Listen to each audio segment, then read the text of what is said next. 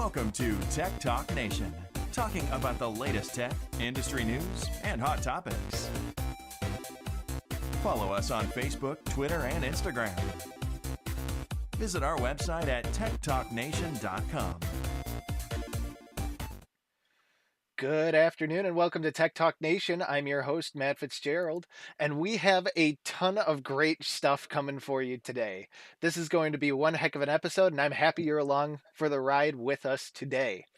So, with that, I'm going to transition over to our main screen here and welcome back two very great contributors to the show. We have Matt Gryzlo and Ryan Eastman on today again. So, how are you guys? Doing great, man. Another good day. Wonderful. Doing excellent. How are you? I am doing well, and Matt dumped about 40 articles in our chat before the show today, so we have a lot to get through, and we got some pretty interesting stuff, and hopefully some good topics to come about that. So, Matt, Yep. you want to lead us off with your first story? Sure, you want to pull it up? I got it up I can here, talk yeah. about any of them, man. There we go.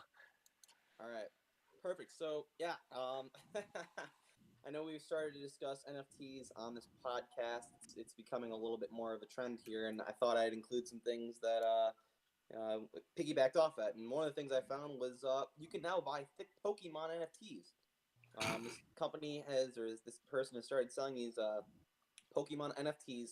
They are, digitally altered, different versions of standard Pokemon cards. There's a Thicc Pidgeotto with a big rump. They also have really funny different moves. Booty Sweep, one of there, and Mega Twerk. It's all kind of just fun and games, funny stuff. However, I believe it was a Thicc Pikachu already sold for $2,000. There are others on this site. They're selling them off of OpenSea. There's one, selling upwards of 6,000. And obviously, they only go for as much as people will pay for them. But I think it's just funny how we're sort of seeing this expansion of the NFT market and ways that people are starting to go about using them, applying them, and making new ones. Very cool. Definitely did not see that one coming, and I mean, if there's a market for it, people will pay for it. What's your thoughts on that, Ryan? I'm getting to the Beanie Baby bubble opinion of this eventually. To where this, oh gosh. I mean, I don't know. Obviously people are free to buy and sell them as they please, but man, I can't imagine Thicc Pokemon are gonna hold their value very well. Right. And once again, we are not financial advisors. Don't take any financial advice. I feel like we just need to put that as part of the intro, it seems, in the show. But basically, it's one of these things where it's I don't know. I don't think these are going to, you're going to get like a .com bubble all over again, where it's expensive, and then kapoof. It's all gonna collapse. I mean, I definitely think we're very, very much so still on the upswing of that bubble. It is not going to pop yet, in my opinion. But as we grow and grow through this, who knows? It's just interesting to see the evolution, it seems, of the applications of it all, and the sort of art forms and content that you're starting to see being created as NFTs. Definitely. Yeah, it's. I think this is a great story to open up the show with a thing that we worked on last week. So starting off with a good little bang. Still like them. I still think NFTs have good uses. Just can't imagine Thicc Pokemon becomes incredibly valuable. And maybe one day I'll eat my words, but right. I mean, I'll be honest with you. I was a Pokemon collector when I was younger. Those cards are only going up in value. I don't know, a Doug Trio with a dump truck. I'm not sure how that's gonna go, or what kind of valuation it's gonna have. 5 years or even 5 months down the road. Who knows? Right. In other terms too, I know that trading cards are just insane right now as a whole, and I feel like this is part of the reason why. At a store near me, people were sitting in lawn chairs in the aisles waiting for them to restock the trading cards. They literally said they only sell them at 3 o'clock on Friday, and What they cards? just like football cards, baseball cards, any form of Really? like trading card. Yeah. And what they do is Wow. basically they like the employee will just literally dump all of the stock that they got in the last week on the shelf. You can buy two at a time, and then you could get back in line to buy more. What in the world? I know Is there a trading Magic's card shortage popping right off. now? No, apparently people have just been getting into it because of the pandemic and everything. Mm, Like it gives them something to Oh, do. it just seems like they're restricting the supply by only releasing them at a certain time of the week on a Well, certain they day. I think they're trying to prevent scalpers from doing it because I know what a lot of people do is they get trading cards and put them on eBay for a lot more than they're worth. So, Well, wouldn't that promote yeah, scalping that's though if you're already introducing a limited supply into the market? well, they yeah, might I only mean, have a limited supply. right, right.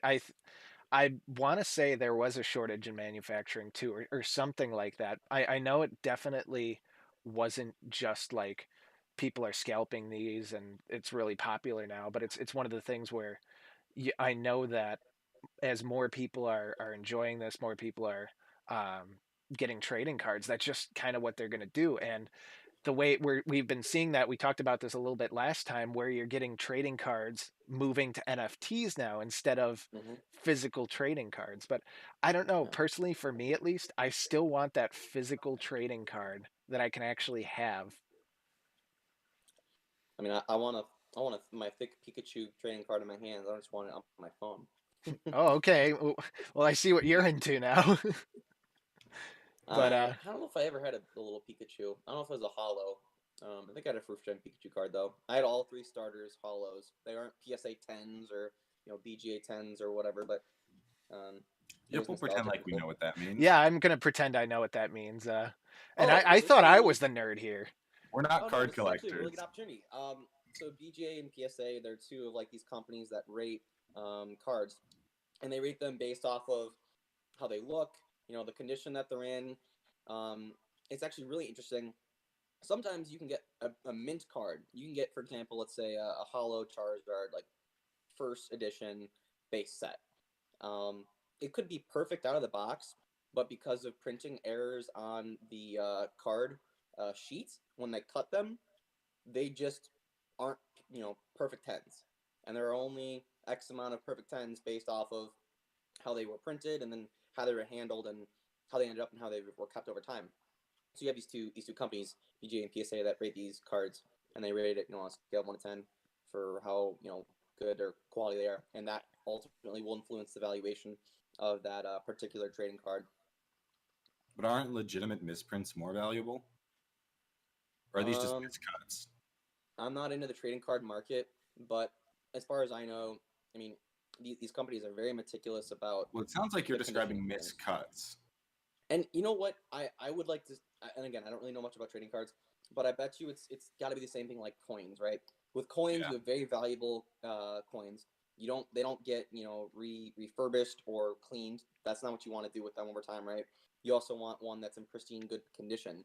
But there is a market, right, for some of the misprints or the Yeah, where they mess stamping something ones. up. Right. Not usually So misstamped. It's usually a bad die or something like that. yeah, Now there's this run of this rare coin that has a weird issue with it. yeah. So I'm sure there's a separate market for it. Um, for specifically for like misprints or things like that. Like I can't imagine like a Magikarp card where the Magikarp only has like one eye or something. But yeah, there's got to be a market for it. But those are those two companies or organizations are the chief uh, officials on the value of the cards based on their condition. Hmm. Mm-hmm. There is a physical aspect to them. I will say this because you do have, excuse me, probably stored somewhere the key that matches your NFT. Huh. That's Granted, it is stored as ones and zeros and bits and bytes and all that, but that's where you do it's have the key that, like, sorry. but that matches your NFT to let you know it's yours. I think it could be cool going down the road, and I think this is a very specific example, but for trading cards, like let's go with the Pokemon example. If you were given a physical token that has on the back your binary code, and in the front it's some sort of other logo like Insecure. the Pikachu or Charizard or a Pokeball, and it's I don't know like a holographic thing, or they used to give out these little coins with the Pokemon cards, Yeah, if and it they says were like one of blank, that makes sense. They shouldn't put the binary on there. well, but like as something that's some sort of keepsake, memento, or a Yeah, yeah, physical yeah. thing. I'm just saying. I agree. I'm just saying, don't put the binary on there. I think there's no problem with that, but I think it also then comes to the expectation that this is a almost physical representation of your valuable item, treated as such. So The problem with that is that now someone has access to your key, unless you put the public code on the coin, which is mhm. fine. Yeah, There's that could be. public key Yeah, cryptography. Ugh. sure. Right. But yeah, I think some sort of physical manifestation or representation of your NFT. I think we will definitely see that, and I think especially with things like trading cards where you have something tied to it.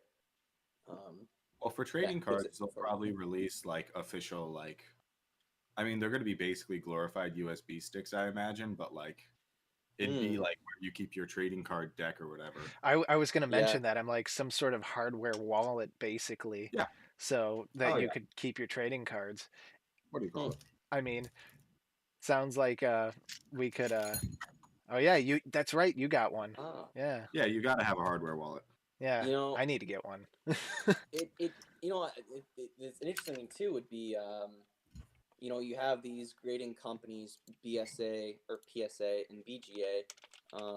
I'm curious if they will ever issue NFTs for, like, for example, if you've got a PSA 10 Charizard, here now we've generated a NFT for it that holds the value or even increases the value of that already very expensive, highly valued collectible card.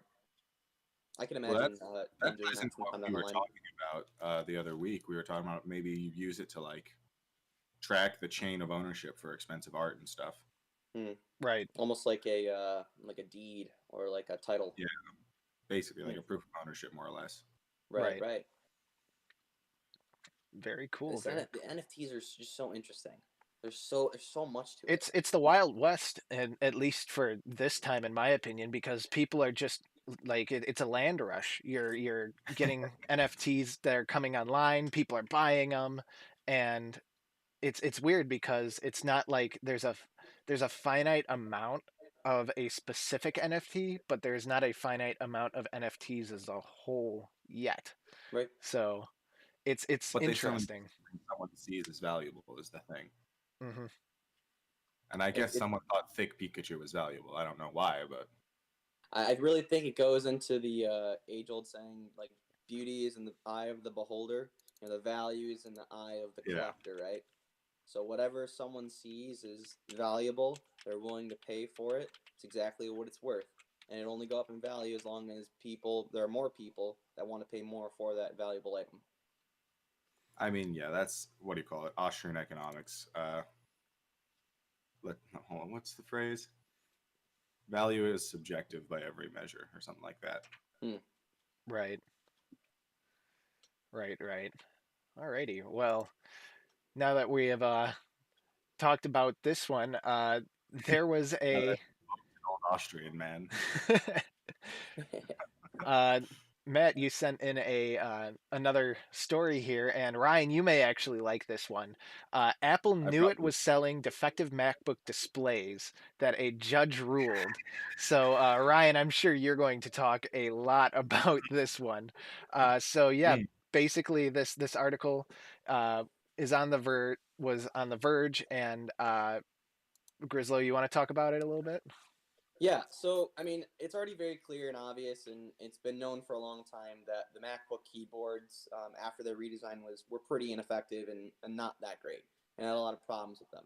Well, they found another problem was this screen issue, where it would get some sort of, I think they called it like a stage effect, You scroll up, you can see the picture. It's Right. exactly what you see here.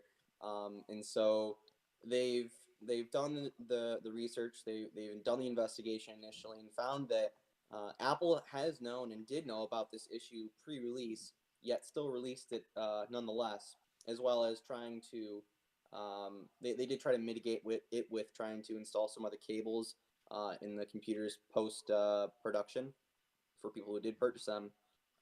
But it ultimately is going to lead to, it seems, as a second class action lawsuit with, I believe, 9 plaintiffs or 9 people that are going to be suing Apple for this. So they really didn't do themselves a lot of favors here with the redesigned MacBook, and I do think that they tried to cut corners, and they thought that what they were doing was fine and that no one would notice. The only problem was that was not the case.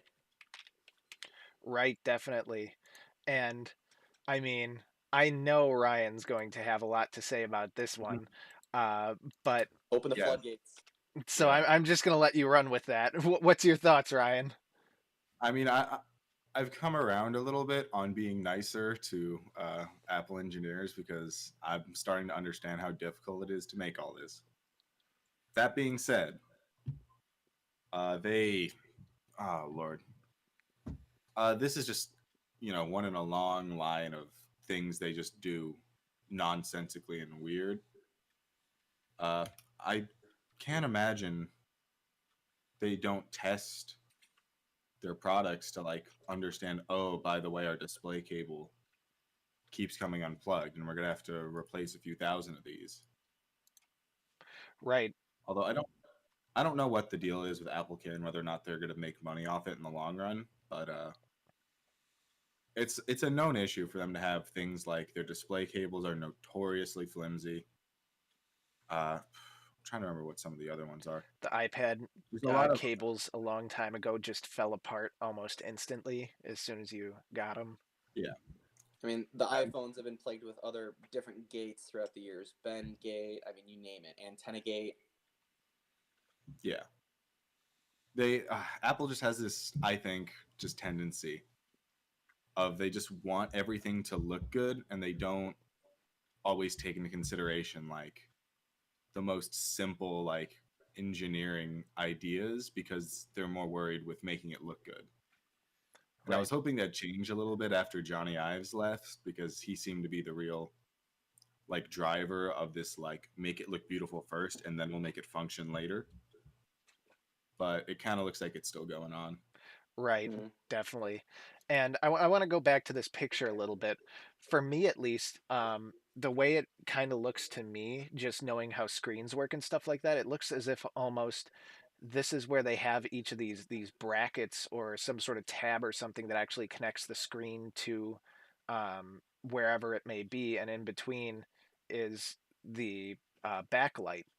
That's what I could think. I'm not entirely sure what their screen technology is, but that's kind of my thought. And what you're seeing potentially could just be pressure points from where it's actually pressing up against the screen a little bit. Yeah, I think Ryan, you were saying earlier in the article, they do mention the cables and they had to put in a shorter Yeah. cable. I believe it was because the cable was flexing and they were having issues with the connection there. So they wanted a better one that wouldn't snag or move or have any issues. Um, but yeah, I do piggybacking off of what you said, Ryan. I do think Apple sometimes does have a problem with um, they they want something to look elegant before it works. Period. Yeah. I know a lot of people hated on the Mac Pro design, the trash can from I think it was around the same time, 2014, 15, Yeah. 16, Yeah. and they totally ditched the entire moving cart or just the standard cart that they had before. And now you in the last year or Yeah. so you Standard see case them design. totally reverse that, and not only have they reversed that design idea, but they've also made sure that you're able to reconfigure, or add, or change, or upgrade your Mac over time, which I honestly think is probably the better move for them to go. I know that Apple likes to do their one stop, one solution for everything. You can't really get into the MacBook easily to upgrade anything. You can't do it for the iPhone. You can't do it for the iPad. For something like Well, a pro level, desktop yeah. class computer, I think that there should be a little bit of flexibility in there about adding, additional video cards and things like that. I'm Yeah, really well, curious to hear what you guys have to say. yeah, that's something very, very targeted at like very professional like animation studios and stuff like that. They're the kind of people who are going to buy these new crazy Mac Pros, like that have all these bells and whistles. I will defend them on it being hard to open the phones. I get that. Ever since the basically whole phone industry switched to, I believe it's a unibody aluminum design, and then they've gone with glass panels back and forth now. But they've gone to these much more like enclosed and tighter designs where it is impossible to get in the phone. It's been like that for a while. I That's get that. that's true. I guess their the one laptop- thing I think of when I think about that would be the expandable storage, right? On the Galaxy phones up to this past generation, you're able to expand the storage. Yeah, I agree with iPhones that. have never had that capability. Yeah, it's crazy to me that they haven't just said like, "Hey, slap a micro not SIM card, Micro a SD. micro SD, SD. thank you. Yeah, in there and just get a little more storage." Mm. With the laptops too, it's crazy because for the longest time, like they could have just used like RAM that you didn't have to solder, and they could have let people go in and add more RAM later on. Now that they've switched over to ARM and it's all single package design, I get it. People kind of don't need to get into the Macs anymore because I there's like one part they could maybe swap out, and that's just the storage. If that, in some cases, that's even soldered onto the motherboard too. Oh, it wouldn't Yep. surprise me if it is soldered on. It's Apple. Yeah, and that's like the one thing I think that most people would think about upgrading would be the memory, right? The storage, yeah. I'd say the storage and memory are two Memory, different You're right. things. The storage. Yeah. the memory for memory, these not new, the short term. yeah. The memory for these new, what do you call it, M1 MacBooks is going to be impossible to get at. Right, unless you Impossible. Well, yeah, Very, very, very, very difficult. borderline impossible. And Because honestly, I wouldn't even think about touching it at that point because they've optimized it to a T. I mean, Well, it's all on package now. yeah, it's literally one package that you'd have to desolder the entire CPU and graphics Yeah, and memory. Yeah, exactly. They've moved from like everything's, they have the processor here, the memory's over here, and all that. Now it's a system on a chip. Exactly. It's just the M1 SoC. Mm-hmm. Well, that's definitely interesting to hear. And on the Mac side of things, that kind of shows what Apple kind of messed up there. And Matt, you sent in another article about what Apple messed up on phones this time. So Oh man, there how was did I not submit these articles? What's going on here? there was a article here about Apple recalibrating iPhone 11 batteries to fix performance and capacity issues. Basically, what they're trying to do is it says that they're trying to use the onboard battery health system to figure out how much capacity your battery has, and basically trying to fix a bug that thought the batteries were much less had much less capacity than they actually did. And Mhm. I didn't realize that it's going to be like a couple week process for this to actually go through. So Yeah, and as an iPhone owner, and it's chiefly as an iPhone owner who has an older one that has still the button down here, right? I've suffered with battery issues, all the time. And with every iPhone I have, as the device it gets older, the battery just depletes faster, and the maximum amount of charge on it just goes down over time, and it's been a problem, especially when the older phones upgrade to newer software. This specific example, the iPhone 11, has been plagued with some issues, and so it's good to see that Apple is trying to make strides towards fixing those issues, and they have done a lot in the last few years. I mean, just the battery health thing alone, that was brand new a few years ago, and that was after so many people were begging Apple to give them more tools to be able to diagnose the issues with their batteries, more tools to be able to understand their batteries, and just be more transparent about how their phone's working in general. And so I see this as a very good positive step. They already have, I believe, some support pages on this already on their site. what you saw and brought up in the article, it's on a beta version of iOS 14.5 right now. I believe the current version is 14.4 point something. I think my phone just updated it last night. Um, yeah, I think it's only a good thing here, and good things are kind of come of it. Um, and actually, a really cool thing is during the period of time where the phone is recalibrating its battery, and it does it during the battery charge cycles. If for whatever reason it fails, you can bring your phone in, and Apple will replace your battery free of charge. Okay. I mean, at least from my perspective, they're trying to at least attempt to right the wrong rather than to just slap a band-aid on it and call it a good. If it does seem like there's something failed, like they'll actually replace it. Like I just hate when companies just refuse to do any updates or anything to something when they screwed it up. So I will give them credit there. Right. I mean, they could also just put a big battery in it to begin with. Yeah, really. 'Cause I know they use about a. What do you think? Hold on, I think I have it pulled up somewhere. I think they use a. I believe it's about a little over 3,000 milliamp hour battery. I I want to say somewhere around there. Yeah. It's a little. Sounds I think right. it's like 31 Was that versus on like. the Pro Max or is that on the standard size one? I think Because there that's is a big the. one on the Pro Max. That's fair. I think that's the standard iPhone 11. Okay. Yeah, it's the standard iPhone 11 as a 31. Whereas like, Hmm. let me check the Pro Max and see what that is. But that's also much bigger. Yeah, and they have some L-shaped battery too. So I believe it's two different cells that are able to communicate with each other, and I mean obviously charge properly and work fine for the device. They Yeah, I introduced know I for don't know the 2 years first ago time or so. ever. I know for the first time ever, their things charge at a reasonable rate. Right. 18 watts. Wow, they're making strides. You So know, that one, even that one's 39. Whereas okay. like a lot of, I know most Android ones have like a 45 one, which would go a long, long way on an Apple one. Yeah, and I'm curious about like are iPhones really that much slimmer than other Androids that have bigger batteries that justify that we don't want the phones to be that big. But what you have seen in the past few years is that Apple is starting to turn away from this whole sleek design, physique of their phones, and they're starting to actually add some bulk to their phones over the last few generations in order to add more functionality or features.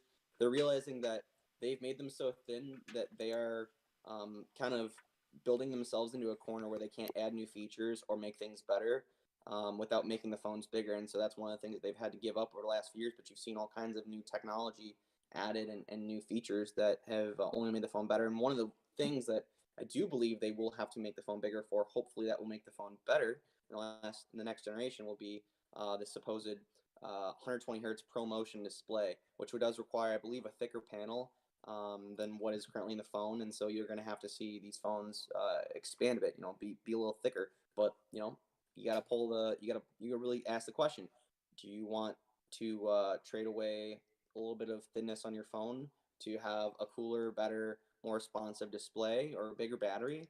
I think most consumers would say yes, especially with how thin these phones already are. I mean, this phone's thinner than my pinky finger.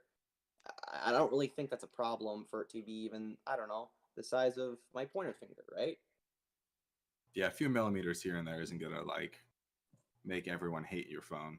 It's not going to be a Probably. matter of life and death. A few millimeters is not going to make a difference. Most people in the United States, you measure in imperial. Most people, if I said 5 millimeters, they wouldn't understand what that is. Right. Definitely. And actually, talking about thickness and stuff like that is a really great transition to our next story that Ryan submitted about a Did new battery.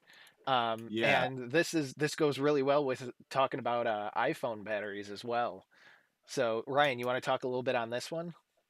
yeah. So batteries are really, I'd say they're one of our biggest bottlenecks right now in terms of technology for a lot of stuff we want to do.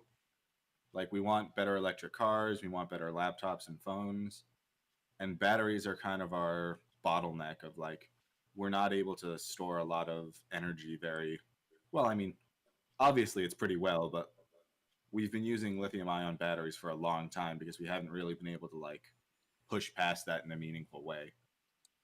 So what this is this is a company that's coming out with, I think it's still lithium ion, Yeah. but they've managed to basically the way a battery sometimes works is, it depends on the type of battery, but surface area is a big, very important piece of being able to store a lot of charge. So what they've managed to do is they've managed to take like tons of nanoparticles and just put it over basically the normal crystals of a lithium ion battery to just make the surface area dramatically higher, which gives it a hugely improved capacity to store energy. Hmm. Yeah, that's What's the performance or percent performance over a typical lithium-ion battery? I think they're claiming something outrageous like 9 times, which is, I don't know if I believe that. yeah, there's I there mean, even 2 times is a lot more. yeah, That's there's that's a high claim. and I mean, I personally think 9 times lighter. could you say that again? I think yeah, froze a little bit for a second there. Yeah. They said 9 times more capacity, 5 times less weight. Oh, wow. Yeah, so pretty Yeah, pretty 'cause if you effective. think about it, if you think about it, when you end up going from like these bigger crystals to like nanocrystals, you do end up taking out a lot of the actual like mass of the crystal for more surface area, which is what you want. Hmm. So you do end up lightening things, which is interesting. And they claim that it's almost like mass producible, which is rare for any kind of nanotechnology. Hmm. I mean, But yeah. yeah, 9 times would be insane. I mean, imagine a Tesla where, forget 9 times, imagine your range on a Tesla is double or tripled. And That, they've already tried to do that too with their brand new batteries. yeah, I don't know the details of what their new batteries are like or how they're made and any of that. I don't know. I'll watch I the know full very keynote. little of it. It's really interesting. I know very little about what Tesla does for batteries. I probably should look into it, but Yeah. We could take an entire episode just on that, I'm sure. yeah, But this would be like one of the first like big structural changes in batteries for a while, I think. oh yeah, and I completely think that in order for us to be in a situation where we can have electric cars as the mainstream and any form of power storage or even renewable energy being Yeah. stored potentially, we need good batteries. That is also a big issue with solar panels is you have to have big batteries because cloudy day you produce less energy. Right. Absolutely, absolutely. And I think another point to Fitz's point here, um, yeah, electric cars will only be more um, out there when people understand and know that they actually are a better alternative, not only because of cost savings, but they're capable enough. We're starting to see electric vehicles have more range, but unfortunately, right now, it's only added on to the base of what is kind of meager, and those added mileage or added distance electric vehicles with bigger batteries cost a significant amount more. So if they can figure out a way to mass produce these new batteries in a much cheaper way and can bring down the price of electric vehicles, getting more folks, out there on the roads driving Teslas or, electric GM cars or Volkswagens, whatever it might be, this could be a major breakthrough. And you really made a good point here a little bit ago, Ryan. Yeah, it is one of the biggest bottlenecks right now in technology. Once the next generation of batteries or battery tech comes out, you're going to see a big boom in so many areas in transportation, in mobile electronics. I mean, you could have a phone or a laptop, that lasts days at a time as opposed to 8 hours, 10 hours.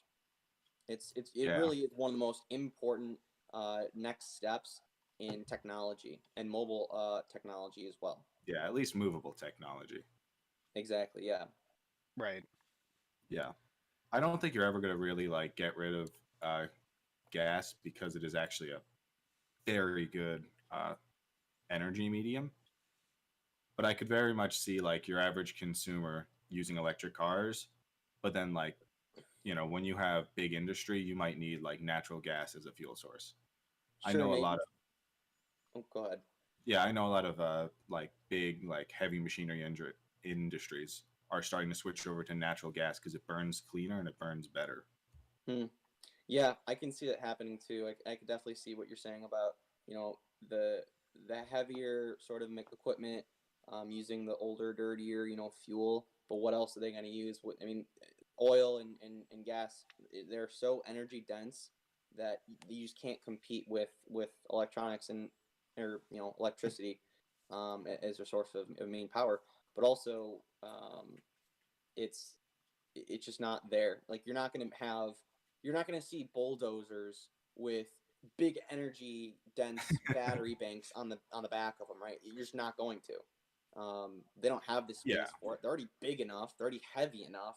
There's no need to add more weight, even if they're relatively lightweight in general. These batteries, you wouldn't add yeah, them to heavy machinery. So I can definitely see what you're saying here. But I but do that's think that in the next energy boom or next battery boom, that we can potentially start seeing things like electric short range planes or long distance heavy haulers. yeah. Imagine if you can bring the price of like a plane down to like where an individual could fly a plane pretty easily. I mean, the fuel cost is already high enough. If you can bring electricity to it and just that be the power source, I mean, that's and it be your means of power, sky's the limit. Ha, I see Yeah, what you did there. I think you need And it's unintentional. be yeah. It'd be interesting to see a big switch over to electric cars and then a decent energy collection medium Mhm. to power those because you're still right now it's still coal. Like that's still where 90% of your power is coming from for Well, the most part. speaking of energy collection mediums, Wait. oh, I'm not done. I want to bring up graphene batteries. okay, sure, yeah. Bring them I on. felt Come you on. Why going don't into we the have these transit. already? I felt you going into the transition there, and I wanted to bring up graphene batteries because that's the other big like leap we're waiting on. Right. Yeah, for sure. Shoot me an article and I can pull it up. Yeah. Oh, sure. I mean, I have a simple one, but like, I just wanted to bring up the fact that like, that's the one that we've been looking at for a long while. These like nanotechnology ones are fairly new, where they're basically using nanotechnology to improve stuff. But graphene that's like the big like we've had our eye on it for a while and how to figure out how to just if we could figure out how to manufacture it efficiently, Hmm. the sky's the limit because it's such an amazing medium for batteries for a lot of other stuff too. They've got the carbon nanotubes in them, right? Basically, yeah, they're like Hmm. almost 2D. They're that like insane. But one of the things of it is too like because graphene would revolutionize batteries and capacitors as well, I believe, because that's basically what a battery is. But Right. Supercapacitors. yeah, there's a lot of stuff in the works. I know there's a company out there that's trying to pull carbon from the atmosphere onto a hold on, periodic table of elements because I can't remember what they're trying to put. Palladium, I think it is. They're using some kind of like palladium plate and they're trying to pull carbon from the atmosphere in Wow. order to make graphene. Wow. That's Yeah. nuts. If they could, Talk about a roundabout way to just get carbon. Well, imagine that, like, to the point where people be like, oh, we need to pollute more so we can make more graphene. Imagine if it ever got to that level of efficiency doing it. I feel like Wow. I feel like that's some sort of thing that like George Orwell would have written about or something like that. No, Like no, some no. dystopian. That sounds. What do you mean? That sounds like we've advanced too far. That's Star Trek there. Actually, I mean, if it's unless yeah, the dystopian stuff is more or less like, yeah, No, this is George a Orwell problem is the fucking government. Sorry, I'm not supposed to swear. As the government's got its boot on your neck. This sounds like Star Trek. for sure. I mean, that's a good problem to have in my opinion. Like in order to have at least the all of the carbon taken out of the atmosphere. I mean, that is a pipe dream that we're going Not to all. probably see. We may see in our lifetimes. We don't even know about that, but I definitely Well, it'd be support the an interesting research. way because we'd have to like put more. It'd be crazy to see that because we do need an amount of carbon in the atmosphere because we do need plants to live. Right. This is true. This is true. And our animals that we eat for food do need plants to live. Yes. But yeah, that's obviously that's still in its very very infancy. It's a funny idea though. Definitely. Well, anyway, now I'm going to actually transition to Yeah, sorry about that. I the like oh no. graphene a lot. Oh yeah, graphene's super cool.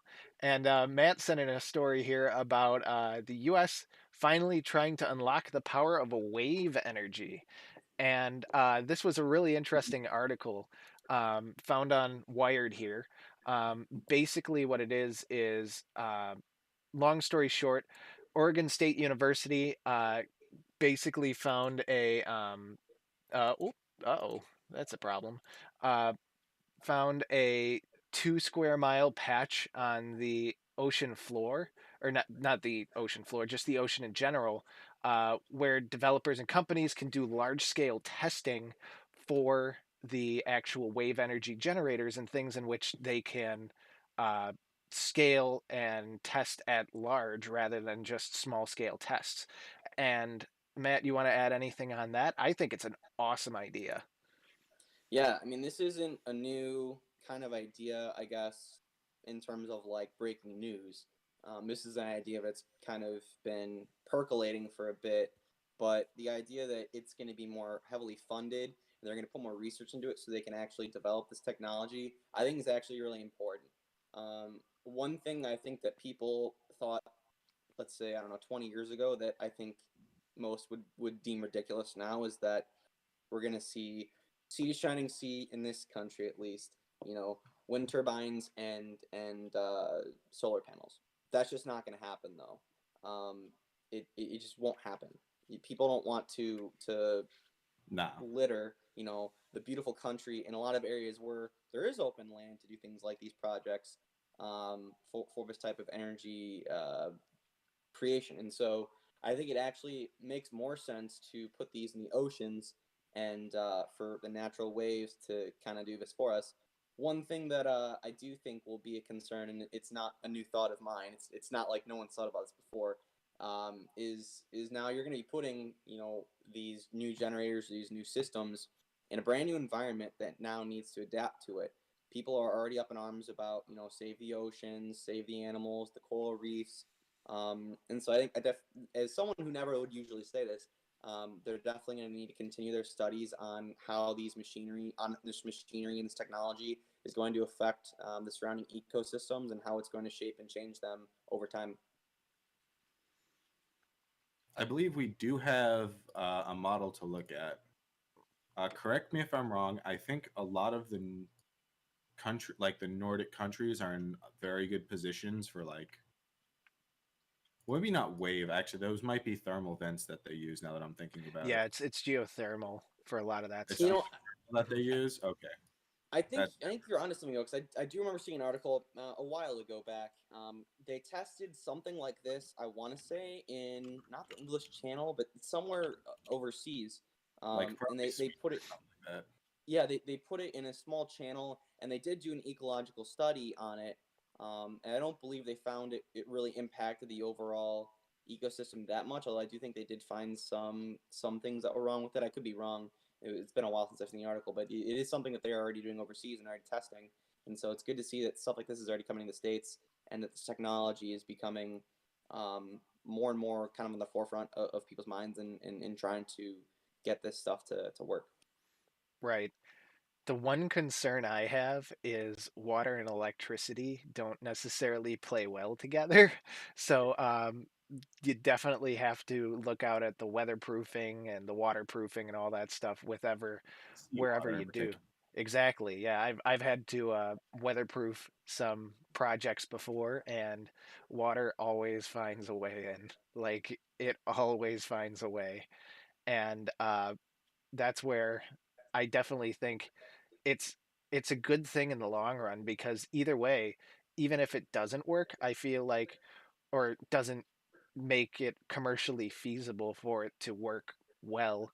Worst case scenario, we get a bunch of advancements in weatherproofing and waterproofing and uh, electricity generation, like in the elements. So Yeah, actually, it's a really good point you bring up about the weather and waterproofing. I could definitely see them doing all sorts of very specialized applications of different technologies and processes to try and waterproof and contain these systems underwater. Um, I can see that definitely percolating kind of down the line to other areas and sectors and product lines out there. Yeah, I'm still a big proponent of like over-engineered nuclear plants, but like, it's definitely not a bad idea to have, many ways of like generating electricity and power. Right. I use the word over-engineered for a reason. right, very very cool. Well, let me see which article should I go to next. Uh, let's see. There's a couple articles that we wanted to talk about too. Going back to NFTs, I really should have done this right after it. Two Coinbase employees exchanged NFT rings with their wedding vows instead of actual rings. And this article on The Verge here details a little bit about that. Uh, and it just shows them there with their phones. Like, interesting. Um, It's we talked about this on the first day that we mentioned these NFTs that we're gonna find and see some very interesting applications, and it's gonna grow in all sorts of ways we never thought. And for two employees of a digital currency wallet or trading platform, I think it's it just makes sense for them. Now, would I do that personally? Absolutely not. Um, but like we said, it's gonna evolve. It's gonna go places we never thought it was gonna go. And like the Thicc Pikachu trading cards, this is another perfect example of that. Right. I mean, I'm not really sure what I can say on this. I'm just kind of here. Like, I mean, whatever makes them happy, in my opinion. Like, if I find somebody who'd appreciate that, I would give them an NFT ring instead of buying my own. Like, hey, that's pretty. That sounds like a keeper to me. The only thing I can liken this to would be, for example, I don't know if it's a fad or if it's just like a subset of people that have always done this, or at least recently. But it's the people that give out those silicone rings or silicone rings as opposed to a standard, silver or gold wedding band. Um, they're more comfortable. Um, they won't rub at you the same way that a gold or a metal wedding band typically would. It's just I think maybe this is just the evolution of the wedding band, and maybe as opposed maybe actually this is good. Maybe this is better for society, going away from being materialistic, and really gushing over physical Skull things, base. as opposed to our love is material enough. It's like it's so palpable. We don't need to prove it with a physical ring. We can just show this card, this digital the band. It might signal a different change in society. Although who knows? It's just two Coinbase people. It's we Yeah, it sort kind of of up their feels like alley. a stunt, So doesn't it? I don't expect this to catch on too It much. kind of But like it kind of feels like a little bit of a stunt, just because they do work for Coinbase. Right. I could see it. possibly, I could see it. possibly, I think it'd be interesting in the next few weeks or coming months if it does come out that it was a whole PR stunt just to try and boost the exposure and the PR for I don't NFTs. mean like purely, but like they do work for the company, so they're obviously going to be like they're invested in this kind of thing, you know? I suppose. I mean it more that way. Hmm. I'm not saying their marriage is a stunt. I'm sure they got married legit. I mean, it was a real. I'm I sure they think love each they other were very really much. happy with each other. They were really in love, and that they were really getting married. So, I whether mean, you yeah, use a silicon band, a metal band, or NFT, I don't know. yeah, Love wins. Love always wins, right? yeah. Right. I mean, if you've spent any amount of time like interacting with like the people who are really, really passionate about cryptocurrency, it's not the most surprising thing I've heard. Definitely. Alrighty. Well, I'm going to go through two articles kind of rapid fire here. Apple Maps is rolling out a speed camera feature to more countries, as well as information on COVID-19 measures at airports. So those are two new features for Apple Maps here. You got that on 9 to 5 Mac here and Engadget here. And Matt, you sent in both of these, and just wanted to get kind of your thoughts on these as a whole. Yeah. So, I mean, just to start, I know that a lot of people, at least when Apple decided they weren't going to use, all the Google products, and they were going to be on their own. They were going to have their own map. People laughed at them. People made fun of them. I'll be honest. I'll be blunt. It was not as good as other maps at the beginning, but slowly but surely they're rolling out all these new features that do make them very usable and pretty nice. I actually, for a great example of one of these, and to piggyback off of part of this discussion on maps additions at the airport. I just flew back to my home in Illinois 2 days ago, and I was trying to make sure that I'd be able to get dinner.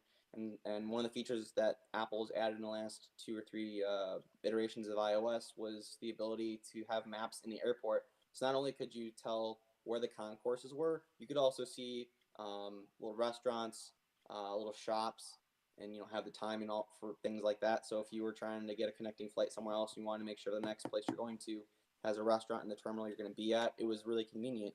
And so, a step up on that would be these COVID things, especially like for this specific example at the airport. It's very important right now that people understand the rules at the airports, what you have to have, what the individual airlines, maybe their policies are for COVID. Just because of the nature of it all, each airline does it differently, and actually, honestly, even every flight in every airline is different. I flew the same Route. company, Delta, and airline for both of my trips because it wasn't a straight flight; it was a connecting flight, or I had a layover in Atlanta. But they did it completely differently for both flights, and so I think it's really important that you have the most up to date information. On the other side of that, for the other part of the Apple Maps edition, I do think that the things that they have been adding recently for road specific information, such as speed limit signs and now these speed cameras, I think is great. I think informing the user it was always a good thing to do, and especially if you can even just prevent someone from getting a ticket just by saying, "Hey, be careful." If you don't stop right away, or if you don't come to a complete stop before you make a turn onto this road, you're going to get a ticket. Um, I like that sort of information, and I can't imagine that other consumers would be upset to have that feature on their maps as well. Yeah, it's like they're almost catching up to Google Maps and Waze now. Oh yeah, I mean, I think we're still a Almost. little bit to go from Waze, right? But I do think they're starting to come around, and they're starting to be pretty good, especially with all of their new features with biking and walking and all those additions that they've done in the just newest the current version of iOS. Hmm. Yeah, definitely interesting, and we'll see how that pans out for Apple here. Next story we got is about Booking.com. Booking.com was hit with a $475,000 GDPR fine for reporting a data breach late, and that's about 560,000 US dollars. Basically, long story short, they didn't uh, tell the proper authorities and tell people that there was a data breach, and that is in violation of the General Data Protection Act or General Data Protection regulations in Europe. So that they got slapped with that fine. And at least for me, I 100% support that because they deserve to get slapped with a fine for keeping that data to themselves for longer than allowed. It said there were 283 customers that got their credit card details compromised, and in 97 cases, even the CVV code was compromised too. And so, like everything Ooh. as a whole. Um, it says Booking.com, which is headquartered in the Netherlands, was notified on 13 January 2019, but failed to report it to the Dutch Data Protection Authority until February 7th, 22 days after they found out. So, Not a good look. yeah, definitely not a good look. I mean, you Kind of hate to, need that yeah, reported. you hate to see it with these data breaches. And more people are pushing for transparency for a myriad of different applications and reasons and companies, especially when there's a data breach. I mean, you can't sugarcoat a turd, right? Um, and that's a perfect example of that. You can't sugarcoat a data breach. So waiting, to tell your consumers and the public, general public, not only just makes it bad on yourself, but hurts the general consumer as well, because now they're in this data breach where they have all kinds of cards hooked up to it, passwords, that I'm sure there's got to be at least a few people, that have the same, credit card they use to pay for all kinds of other stuff, as well as passwords that they use for other things. So I really don't think that Booking.com did the right thing. Booking.com, Booking. Booking. You messed up. That was good. That was a good one. What's the extent of the breach, real quick? It said 200 different credit cards got taken. Like, Oh, that yeah. you can't delay on that. Yeah, and that's the thing where like I understand of like, hey, you find out about something, you need to get your ducks in a row before you go public and say it's a thing. I mean, I understand having a little bit of leeway there, like maybe a couple days or a week or so, but not like 22 Uh, days. I forget what I, the law is. Oh, 3 it days. says, My opinion is you should only have 3 days because that's well, Ryan, serious. you'd guess what the limit is for GDPR? Is it 3 days? 72 hours. I think that's plenty of time to get yourself together and make an announcement because that's it's serious. Right. Yeah, I mean, it's It never looks an like announcement credit. any CEO wants to make, right? I mean, I Yeah. can't imagine any company wants to go out and say we lost money, that we've lost product, that someone's stolen from us, or that we have this big data breach. Um, but at the end of the day, these companies need to be transparent, especially when they're dealing with and saving all kinds of sensitive customer information. When they fail to do that, they absolutely should be slapped with these big fines. No question about it. Right. And Yeah. one thing that they teach me in cybersecurity class when I took it is you can never prevent a breach. You can only make it as hard as possible to have a breach. So Right. you can attempt to confuse and mitigate the risks, but there's no way to prevent it because if somebody wants something, they're going to do all they can to get it. And there's a bunch of different risk factors to how that could happen too. And in most breaches that we see nowadays, it boils down to people. Like Yeah. Ubiquity just had a really big data breach, and I didn't really want to talk about that too much on the show, but basically, long story short, an old employee got their password manager compromised, which had root credentials to their Amazon Web Services account that they just set up some random servers and started pulling Ooh. all the data that they can. And uh, Ubiquity came out and they're like, "Oh, it's not that bad." And then a security researcher was like, "Yeah, it is," and they've been under fire recently because of that. So let me Jeez. see if I can find an article real quick. And it only gets worse too when you start implicating big partners and big tech companies. Like that small boutique Amazon. Have you ever heard of them? Um, that's Yeah, the yeah, last yeah, thing you that want, right? tiny. Yeah, yeah, I think I've heard of them. It's that obscure company. Yeah, here, let me switch over. Boy, like Jimmy Bozo or something in his name. I can't remember it. Jimmy Bozo, Definitely. I know that guy. He owes me money. Yeah, Jimmy Bozo. There's a here's the article about the Ubiquity stuff. Long story short, people I was watching a couple videos on this yesterday, and people were basically saying, like, in their statements, you Ubiquity was correct. Like, their lawyers proofread everything that they said because they were correct, and it was worded in a way such that it they were right. In this, it says, update on March 31st. It said its security experts identified no evidence that customer information was accessed or even targeted, but they neglect to mention that they didn't have advanced logging on, so they don't have the information to know whether that actually happened. Mm, So Eh, that's kind of a little bit on that.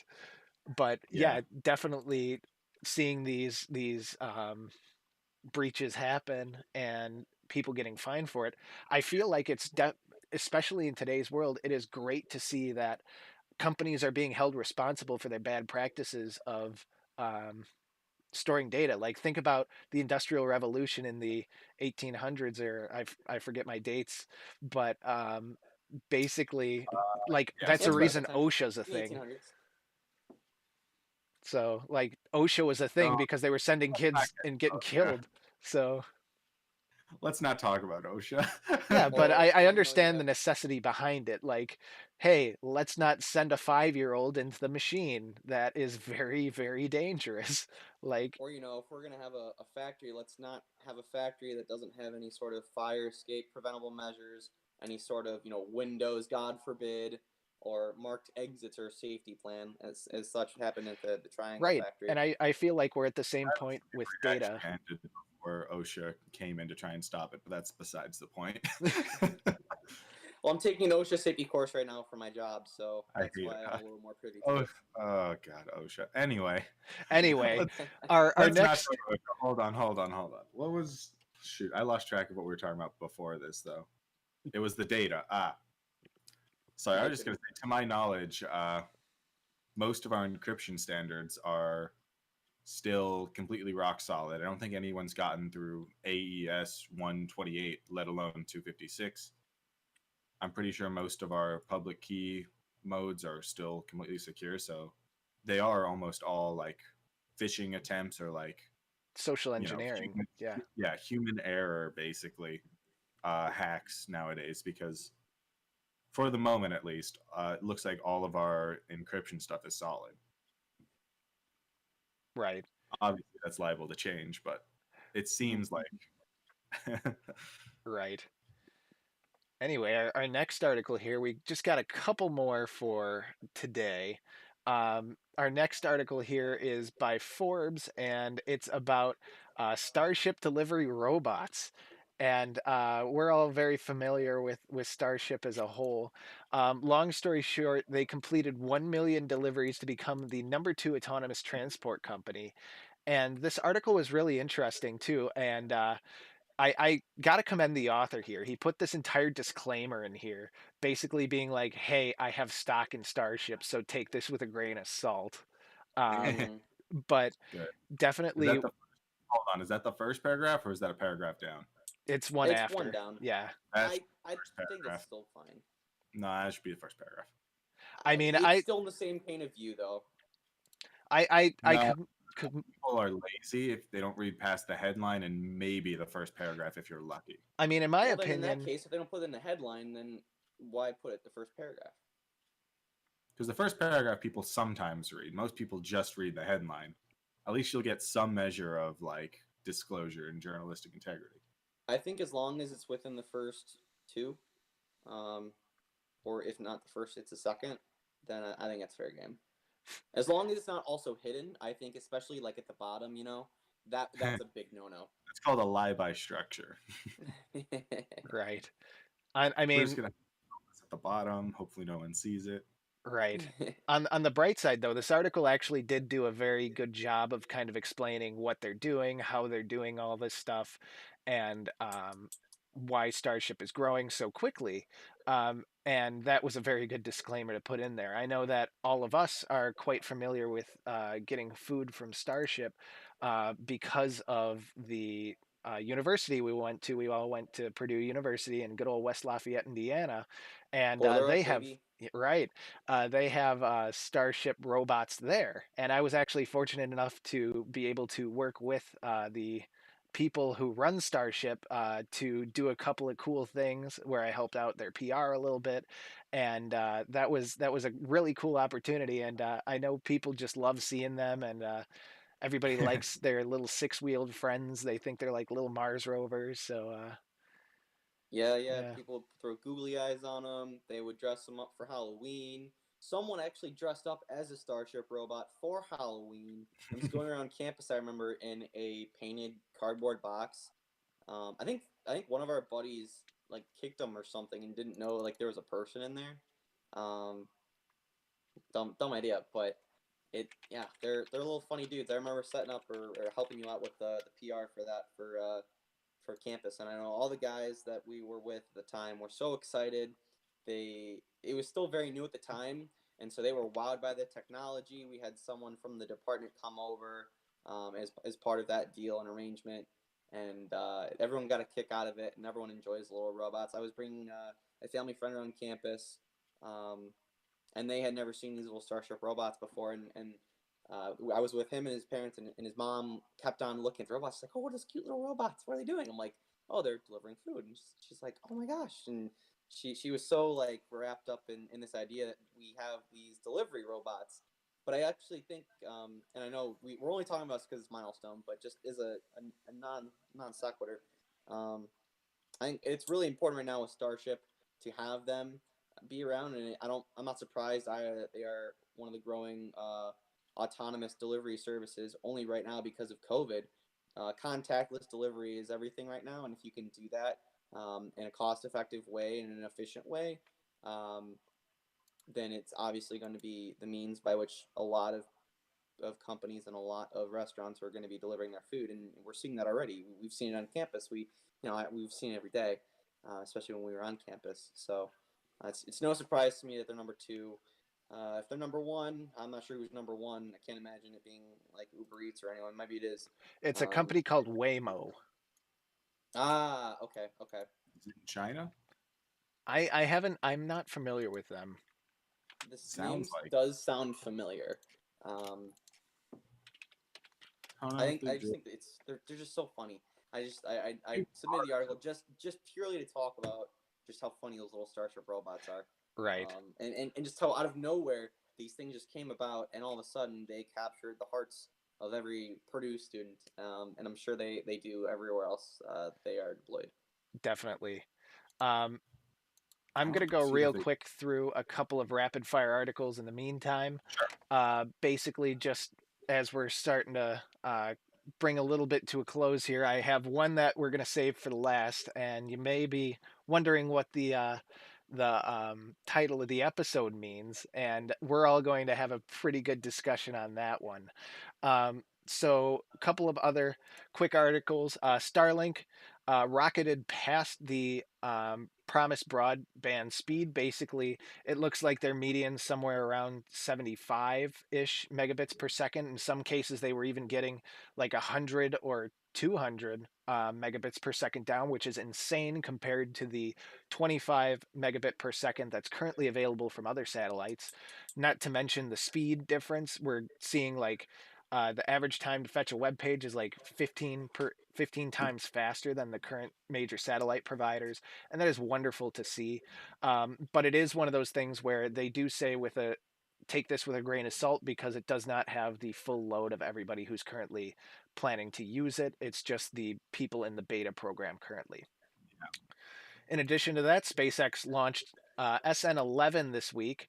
It missed the landing, and unfortunately, it was so foggy you could barely see it down in good old Boca Chica there.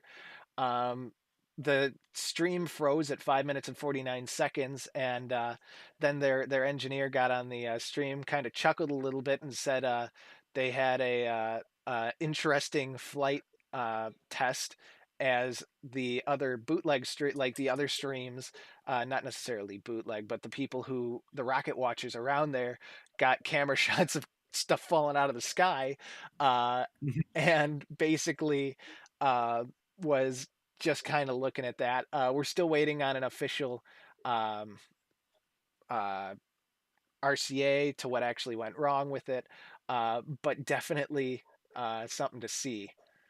And then another thing, you'll remember last week there was some uh, a stage 2 for a Falcon 9 was seen coming through the atmosphere over Seattle and Washington as a whole, and it looked like a really cool meteor shower. Well, long story short, somebody found a piece of it on their property, and the sheriff recovered this pressure vessel, um, and basically the property owner was just like, "I'm not telling you where we found this because I just want to get left alone. Like, I do not want anybody coming on my property looking for other pieces of the rocket." So Hmm. Yeah. that's kind of um, that's kind of rapid fire articles here, real quick. But the last article that I want to talk about today, at least, is we're running a little uh, lot little over this here, is about Tesla. And Matt said in this article, Tesla's new touchscreen drive selector doesn't violate rules the National Highway Transportation Safety Board says. Basically, uh, they said like not having a physical shifter is okay.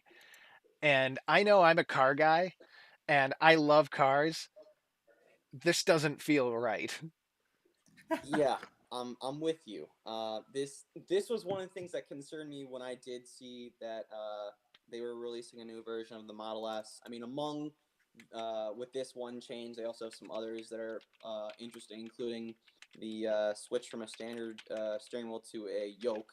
So it's just that the two bars on the side of a little column, steering column.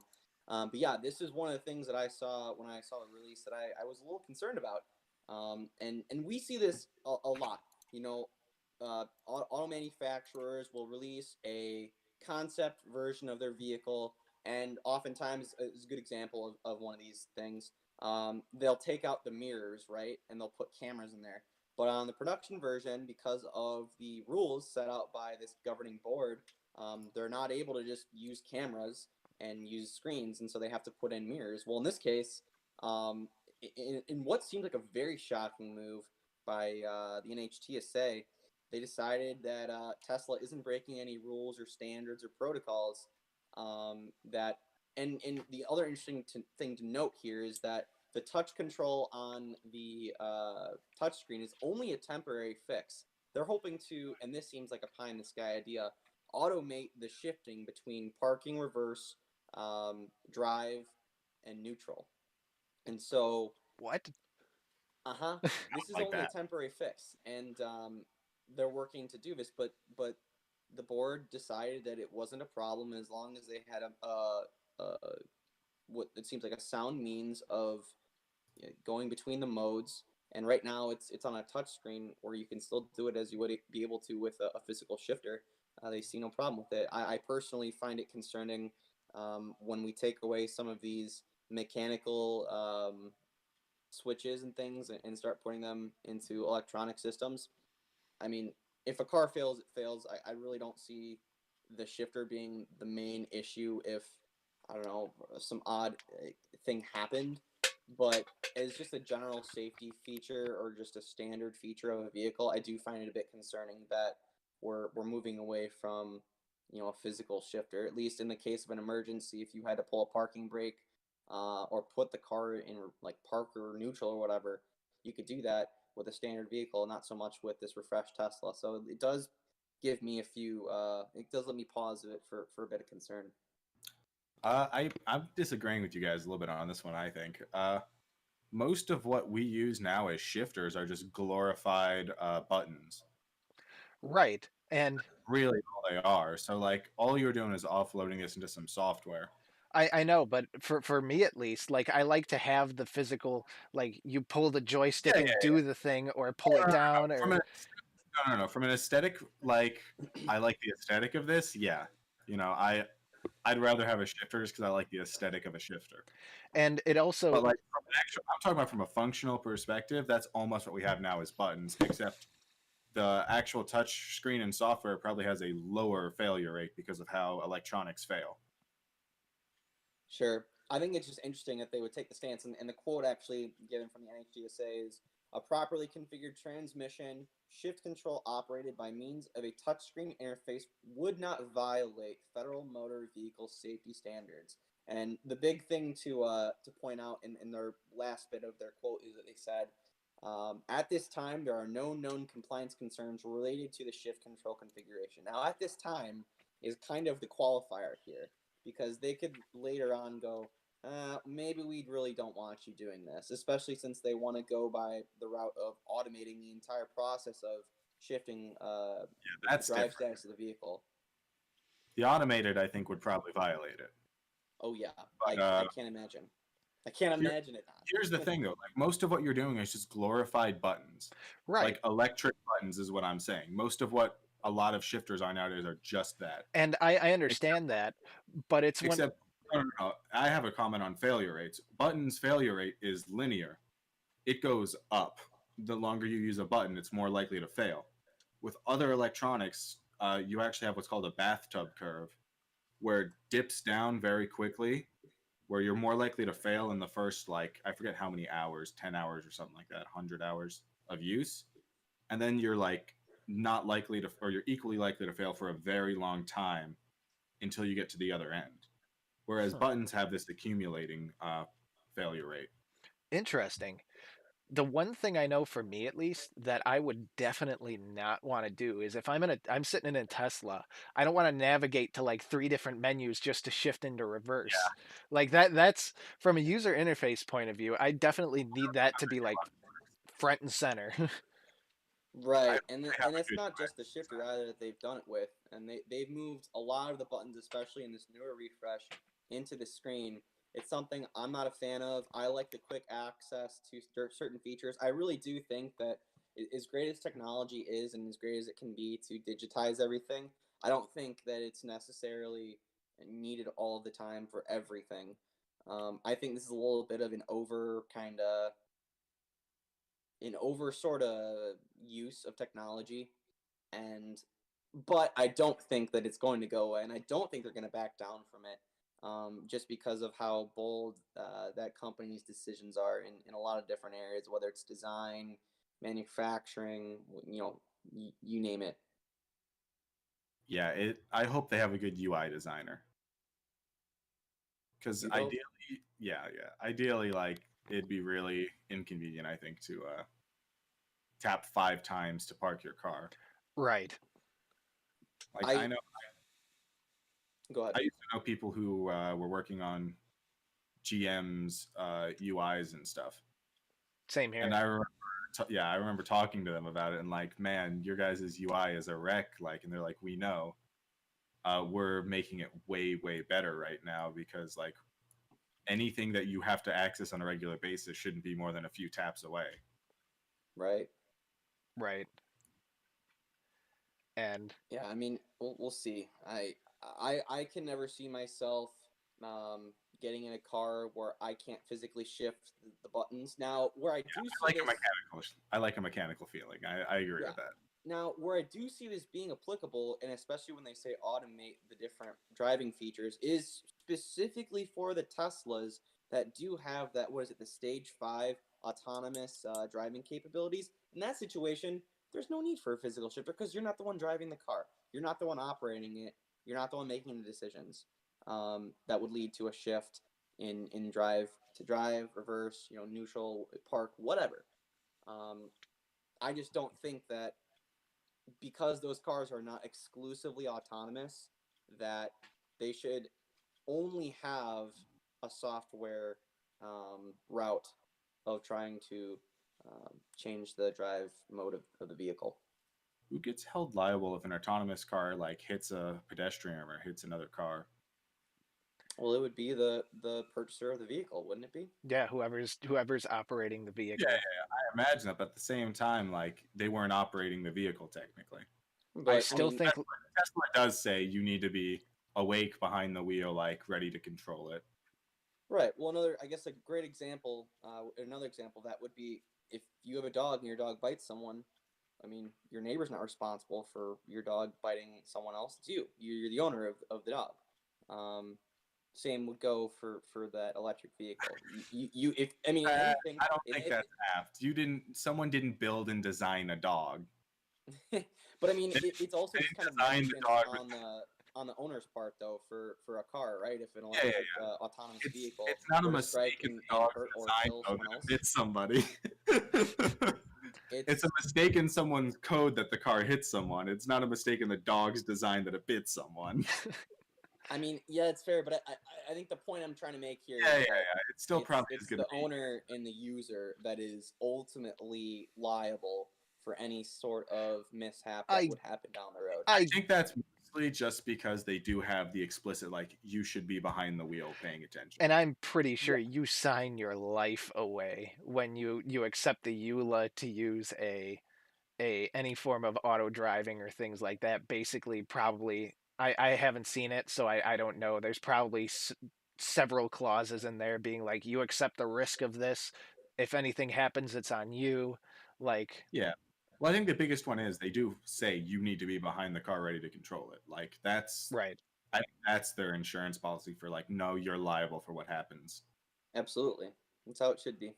Unless it's like gross, like I don't know. It's probably if it was something like grossly their fault, but I don't know. Right. Oh Like, yeah, like if you start seeing multiple cases of pedestrians getting struck at, for example, a four-way intersection, right? It's very clear then that there's some sort of problem in the code with intersections. I guess with it does seem, vehicles. it seems they have very, excellent people working there. right. Or in the case of I think we talked about this a long time ago. The 5-inch piece of tape that turns a 30-mile-an-hour sign into an 80-mile-an-hour sign is read by a Tesla. But yeah, anyway, yeah, it's definitely interesting to see how Tesla is redefining their car design, and I wouldn't necessarily say for the better per se. They're saying they're trying to design it for autonomous driving and making it as minimalistic as possible. So Right. I mean, yeah, I think that's a very important point. At the end of the day, like they are trying to fully automate their vehicles, and so they're not really thinking about the standard person behind the vehicle, behind the wheel. They're thinking the future. They're thinking the next thing, and that's going to be automation. And at that point, it's going to cost them more money to put a physical shifter in the car if they don't already need it, and especially if it's not going to be used. It's all about application and where it's going to be going. And so, yes, while it does make sense for autonomous vehicles, in the interim, and I think that's very important in this article, as it is only an option or a feature for you to be able to switch vehicle modes on the touchscreen. It's important to note that's only temporary and that they do intend to, in the future, make it automatically change. And I think it's exactly it. That's what it's for. It's for the fully autonomous vehicles, especially the people who just don't want to drive anymore and that's all they want to do. So. right, definitely. Well, anyway, that's enough on that thing. And with that, I'm probably going to bring the episode to a close here today. Thank you so much to Matt and Ryan for coming out once again. And it is always a pleasure to do this. And we will be back, fingers crossed, next week to go over a little bit more tech and news. So thank you for joining us, and we'll see you soon. Thank you for listening to Tech Talk Nation. Tune in next week for more discussion on the latest in tech.